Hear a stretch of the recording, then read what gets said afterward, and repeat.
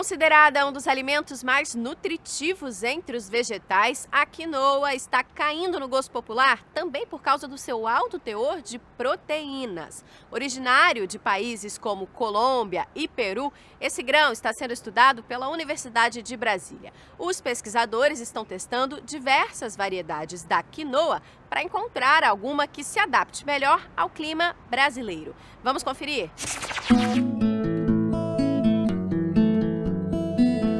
A gente classifica a quinoa como uma planta que produz grãos, assim como a soja produz grãos, o milho produz grãos. Só que, vamos dizer, quando transformada em farinha, a farinha dela se assemelha à farinha do trigo, por exemplo. Só que ela não tem glúten. Muitos classificam a quinoa como um pseudo-cereal.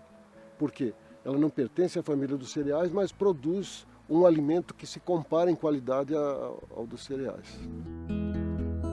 Estima-se que ela tenha se originado ao redor do lago Titicaca, milhares de anos atrás, e teria se expandido do altiplano peruano-boliviano para outras regiões dos Andes, que vão desde o sul da Colômbia até norte da Argentina e norte do Chile.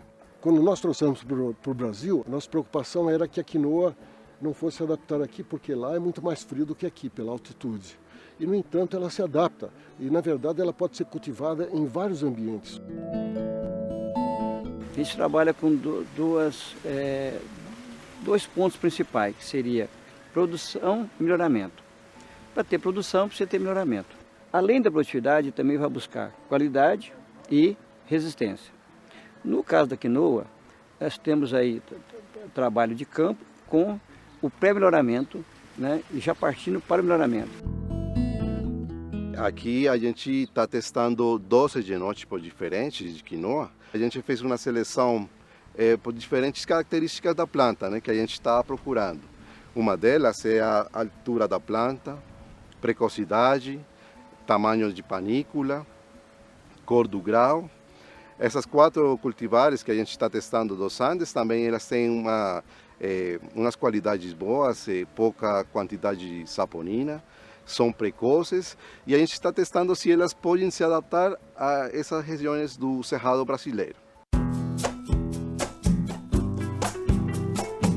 O processo do preparo do solo para a quinoa é um processo bem simples, devido à peculiaridade da quinoa se adaptar facilmente a qualquer tipo de solo. A gente utiliza o microtrator para revirar o solo e faz esse reviramento por mais ou menos 3 vezes. A gente usa essa técnica para fazer um controle mecânico de ervas daninhas, como por exemplo o picão, que tem bastante aqui no solo do Cerrado.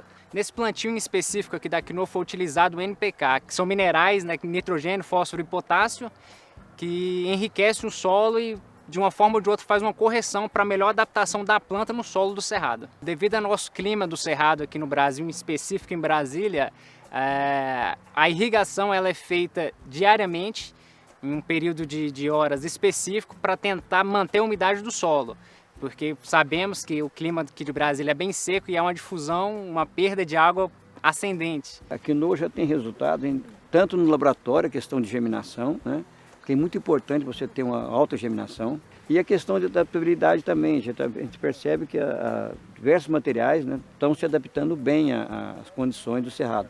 Nos seus primeiros estágios, ela pode ser usada como uma hortaliça, né? A folha pode ser coletada e pode ser misturada com outros alimentos. Já quando ela vai avançando no seu desenvolvimento, a gente já pega o grão, que o grão pode ser usado como uma mistura com outros cereais, né? Depois da gente coletar, fica também a planta, que a gente pode triturar ela, misturar com melaça e pode servir para alimentação de animais também. Mas só a planta, já sem grão. Na minha região, na Colômbia, a gente consome muita quinoa na parte dos Andes, né? Então o pessoal lá mistura a quinoa com arroz. A gente faz preparações a gente fala de uma bebida enriquecida, que a gente mistura com leite e aproveita para o café da manhã. E tem alguns programas do governo que eles estão oferecendo uma farinha de quinoa que é dada para essa parte de fortalecimento nutricional das crianças, né? Existe uma demanda crescente por alimentos, vamos dizer assim, naturais, alimentos sem resíduos de agrotóxico, e boa parte da quinoa produzida no mundo, nos Andes, acaba sendo exportada para atender a uma demanda mundial por alimentos ricos, como é o caso da quinoa, e produzido em condição, vamos dizer assim, de agricultura orgânica. Ainda o consumo para a camada mais pobre da população é pequeno, porque os custos são altos, ou seja, a aquisição da quinoa no comércio é por um alto custo, que impossibilita as pessoas mais pobres de terem acesso. A nossa esperança é de que, com a popularização da cultura, a entrada dela no sistema produtivo, o aumento da oferta possa contribuir para baixar o preço e tornar o produto acessível, porque ele é bom.